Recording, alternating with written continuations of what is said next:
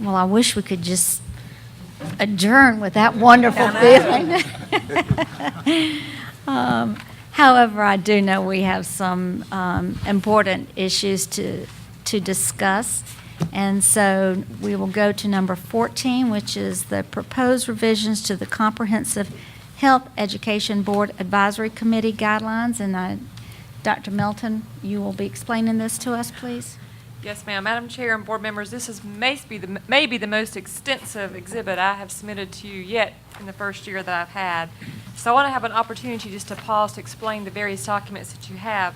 And tonight I have Beth Boland, our science coordinator, here that she and I both together can field any questions that you may have. So the first page that you have show the current guidelines that District 5 adopted in 1993. These are based upon the state law that South Carolina passed at that time. If you were to flip back to page 4, this starts again with number 1, with the title known as Working Draft May 2014. We felt like since so much time had passed, and since Ms. Boland and I were now working on this project together, it was time to review what had been in place since the early 1990s to make sure that it was still reflective of what District 5 needed. So looking at what you see on page 1, Working Draft 2014, Ms. Boland and I submitted this to our committee that had been put into place last fall, nearly a year ago as of now. What you see in red is actually the state law.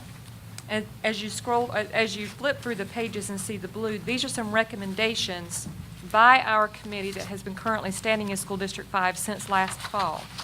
So that's what those 2 pages are for. Well, the committee suggested, which is the third part of this exhibit, the title of Recommended Guidelines, August 2014. The committee suggested that we simplify and bring a little bit of clarification to the guidelines that District 5 adopted, basing it upon the state law, but bringing a little more personal language to it to make it more easily comprehensible to them, to make sure that we're doing the things that we're agreeing to do in School District 5 in alignment with the state of South Carolina expectations. So our recommendation tonight is for you all to review the recommended guidelines, give us some feedback on this. We'll take it back to the committee that we are ready to bring to you for the next current school year, for 2014-2015. Are there any questions that you've had after going through these documents? Mr. Turner. Dr. Melton, on the original document, Yes, sir. the ones that have the 2.0 and all that on there, I take it that y'all went through these and consolidated these into new language that you thought was appropriate. And I may have missed some things, but I wanted to ask 2.06 and 2.07, and it may be because some other language covers this, but it says that all meetings of the Health Advisory Committee shall be open to the public and to the news media. And then 2.07, materials which are being developed and materials which are being proposed by the district must be shared with the school board first prior to disseminating the same to the Health Advisory Committee. Were those left out, or are they reworded in another way? That's a those great two? question, Mr. Turner. Thank you for noticing that. We still are looking to publicize it to the community because it's important that we make sure they know what we're doing as a committee. However, with the committee making sure that it's public, initially it was designed to set up as a boardroom structure, just like we're doing here tonight, recording the meetings to make sure that we have those on file for the community to hear.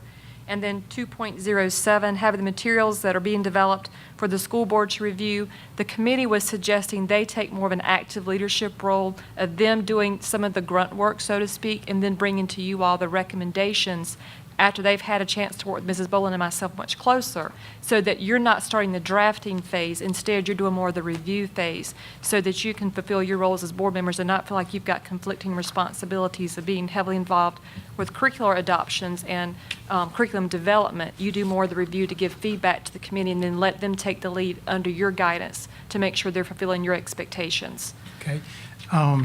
Thank you. And under the recommendation of the August 2014, under those bullet points at the bottom, it says in here that all non-students will serve 2 years, and 2 parents are to serve. Now, I assume, obviously, if you had a parent who has a senior and they're just serving and that senior graduates, Right. there are no other children at home, will you have to control that so that the parents are going to have to be there for their 2-year term with children in school? Will you have to make that a requirement, that for a parent to be there, they've got to have children in school for at least 2 more years? We can certainly clarify that. Of course, with any committee, you're at the discretion of available time the person may have to commit. So when people commit to this committee or are chosen to serve, that may be a passion and interest of theirs, but as soon as their child were to graduate, it may not be quite as of interest anymore. They could become a community member as opposed to a parent representative. So that's something that we would look for you to help us design with the discussion tonight. Okay, because I think it says that anyone other than the student serves 2 years. That's So, correct. okay. And that's based on the law, Mr. Turner. okay. That's South Carolina law. And the fifth, 1, 2, 3, 4, the fifth bullet, 2 students, one being the student body president. Is that 2 students from every, it's not, because this adds up to 13 with just 2 students. So Right. is it a student body president? 102, based on how we're looking for it to be, one would be a student body president, another would be from a different high school. So that Ms. Boland and I have worked on a rotating schedule now that we have a 4th high school in the rotation, which of course we didn't have in the early 1990s. So we were looking to bring Spring Hill into the rotation to make sure that everyone had an opportunity to be involved. So the 2 high schools that represented last year would rotate, and we would bring in another new school. And So- of course, the student body president is going to change on a yearly basis. So we're just looking for a 1-year commitment from our students. So that would be one being a student body, not the student, okay. That's a great suggestion, yes, sir. And that'd be high schools only? Yes, sir. Okay. And I think that was it. Thank you very much. Yes, sir. Oh, one other thing. On the, under membership, the last one, officers, a chairperson will be elected by the committee and may be elected for more than 1 term. Will the chairperson be elected annually?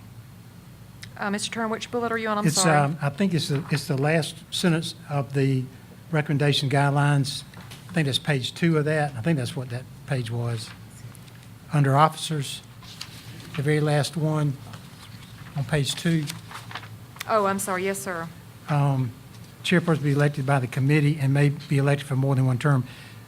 The chairperson is elected annually?